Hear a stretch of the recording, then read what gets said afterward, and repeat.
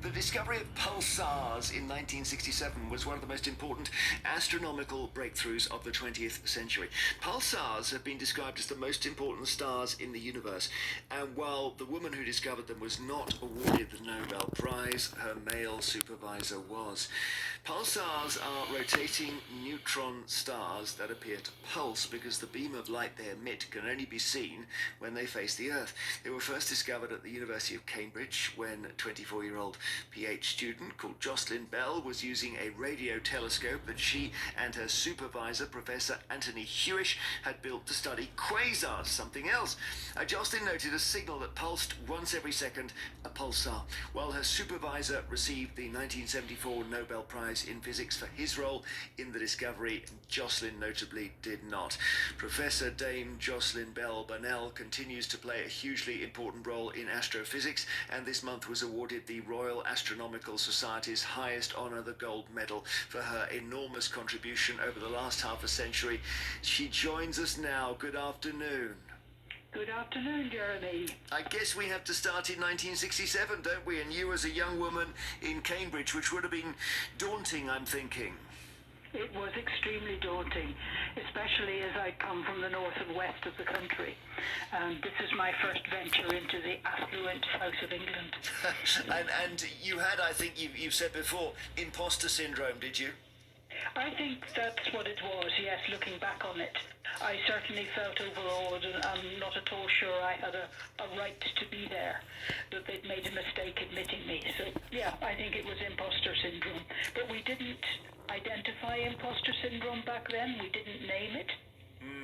I wonder if we all have it in some way, and I don't know. But when I saw you'd said that, I related. So okay, tell us about this. Quasars were known about, and you were beginning to have a look at them. Is that right?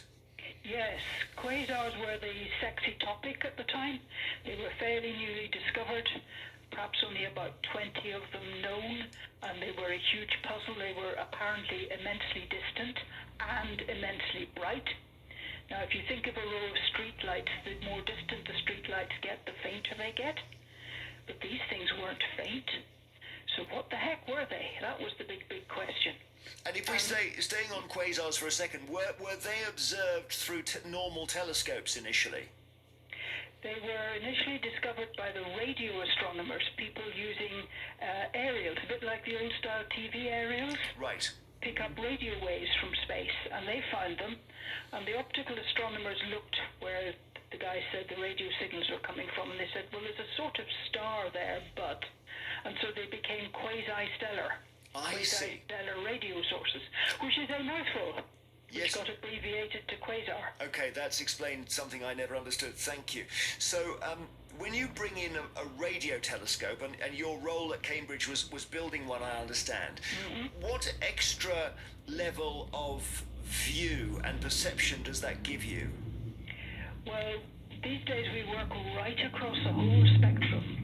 Light, the visible things that our eyes pick up, is just a tiny, tiny part of the whole. And although it's very useful and it's one we're familiar with, in fact, quite often information comes from other frequencies, other wavelengths. So maybe infrared, maybe X-ray, maybe radio. These are all part of the same spectrum. It's just our eyes don't pick them up. And your first job, or one of your first jobs at Cambridge, was to start trying to construct a telescope that basically found these very distant objects, was it? That's right. I spent the first 2 years helping build this massive radio telescope.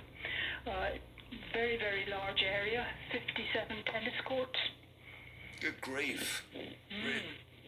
So that's the area it was built on? That's the area it covered, yes. Yeah. Goodness me. So and the thought was we can now have a closer look at quasars, correct? That's right. We hopefully find more quasars, and I did. I got the number up from about 20 to about 200, so I found lots more. Well, that would be enough of an achievement. But then tell us about the very small signal that you found on the printout. Well, because of imposter syndrome, I was being very, very careful. And I spotted this anomalous signal. It took up about 10 parts in a million of the whole of the data. And I couldn't make sense of it. And further studies showed that it was pulsing. It was going beep,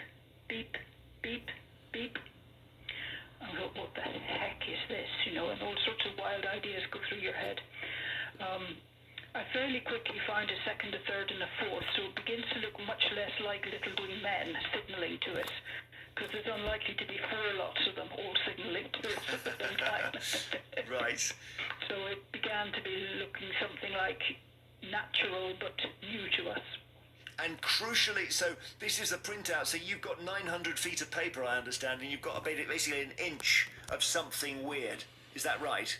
Its numbers a bit like that. Yes, Yeah. That's right. It's very small.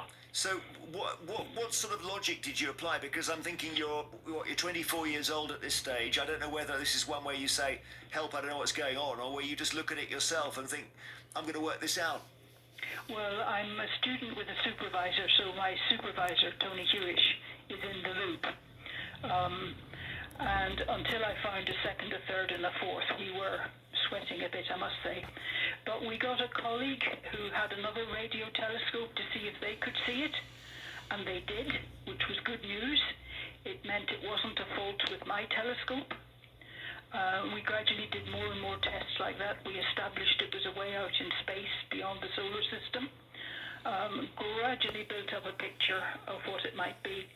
But I must say, finding a second, a third, and a fourth was a big help. Why was it pulsing in such a rapid way? It's a bit like a lighthouse or a radar place that swings a beam of radio waves around the sky.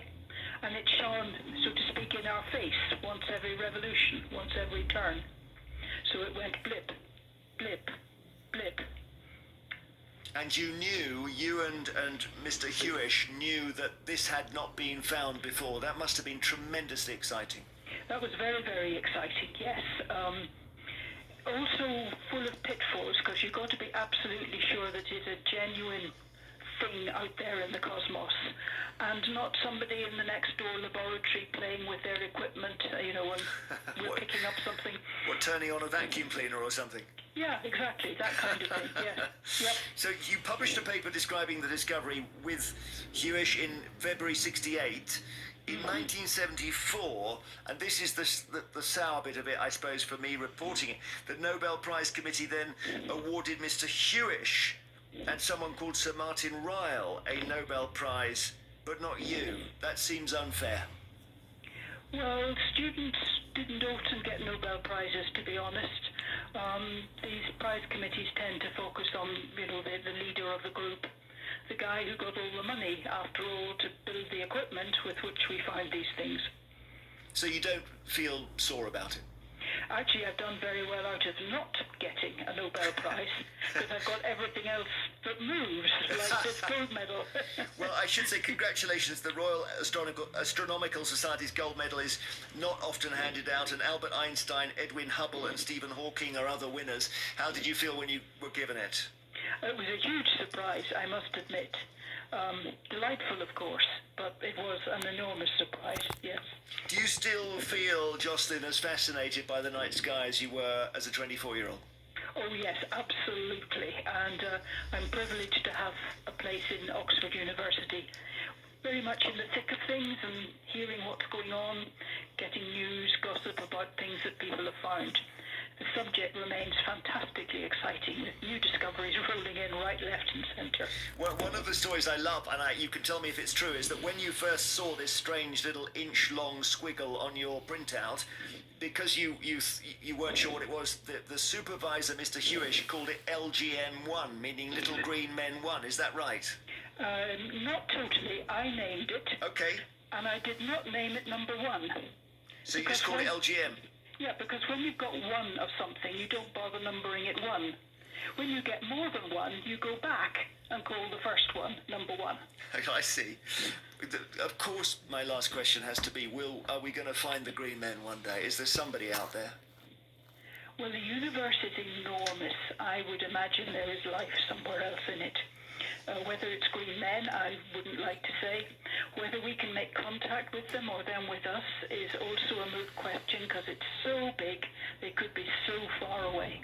Well, it's a pleasure to meet you on the air, and thank you so much for telling us the story. It's just fascinating. Thank you very much. Professor Dame Jocelyn Bell Burnell, who's just been awarded the Royal Astronomical Society's highest honour, and she's given us the whole story and it's still as brilliant as it was in the 60s. The discovery of pulsars, seen first through a telescope that Jocelyn helped to build.